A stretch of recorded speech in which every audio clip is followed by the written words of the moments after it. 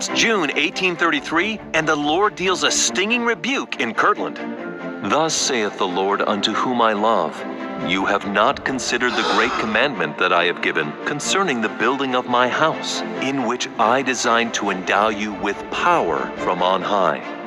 Immediately, Hiram Smith and Reynolds Cahoon went out, grabbed shovels, and started digging the foundation, while George A. Smith went to the quarry and loaded the first stones to be used in the temple construction. Sometimes we just need to grab a shovel and start digging.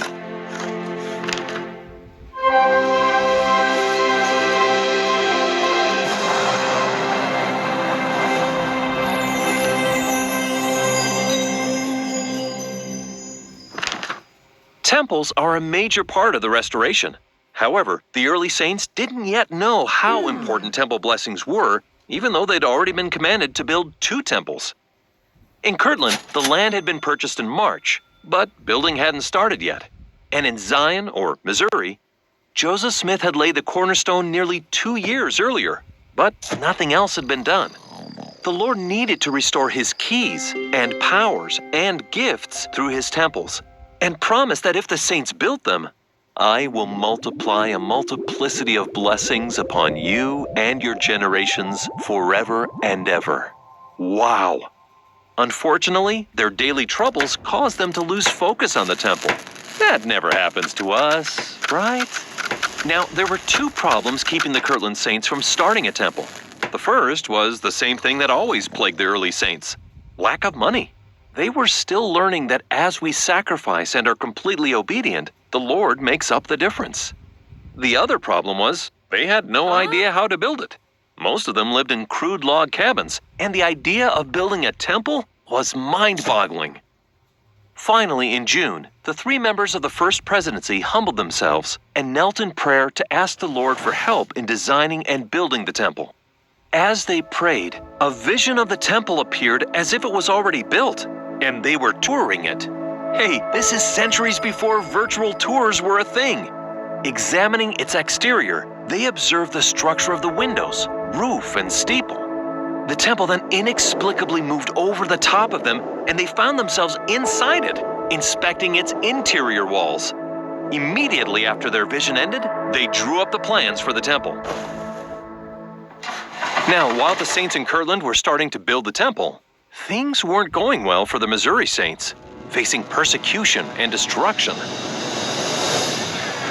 Violence erupted on July 20th as a mob of angry men stormed the Phelps home and printing press.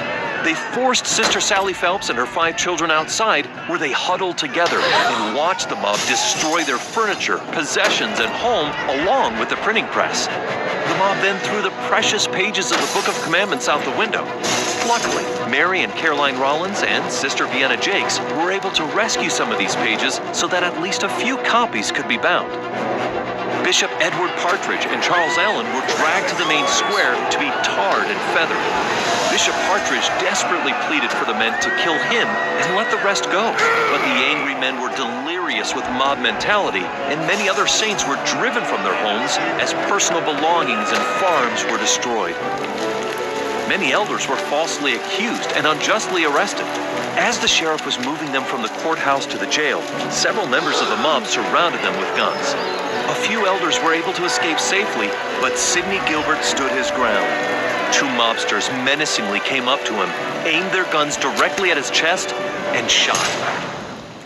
But nothing happened. Sidney quickly searched his body and found no injuries. One of the guns had broken, and the other misfired at close range. Yes, the Lord was helping them, even if it was hard for them to see at the time. Nevertheless, at gunpoint, the church leaders were forced to sign an agreement to leave Jackson County by early spring. But the violence quickly escalated to the point where the saints were forced to flee across the Missouri River in the middle of winter. But why did this happen? Well, while we definitely don't know all of the answers, we do know a few. Obviously, the biggest reason was that Satan was doing everything he could to keep the saints from establishing Zion and building a temple. He knows the power of temple blessings, so he fanned the flames of the non-Mormons' irritations into full-fledged hatred. Also, some of what W.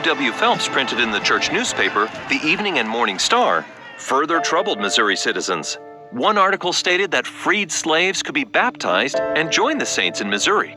Ooh, this really angered the original settlers because Missouri was a slave state, and they didn't want freed slaves moving in, and they didn't want to lose their own slaves. Remember that whole Civil War thing on the horizon? Yeah. Furthermore, because of the large number of saints moving in, they'd soon be the major political voting power in the area, and the old settlers certainly needed enough votes to remain a slave state. And to be fair, some of these saints weren't always very kind and neighborly to those that didn't belong to the church. And unfortunately, since the saints hadn't started building the temple in Zion, they weren't enjoying the huge blessings associated with temples that the Lord had promised. Really, the importance the Lord placed on building his early temples can help us recognize how vitally important they are to us today, and may remind us that sometimes we just need to grab a shovel and start digging, or the car keys and start driving to the temple. Next time, we'll learn about the Lord's answers to the persecution and how Joseph Smith struggled to solve these problems.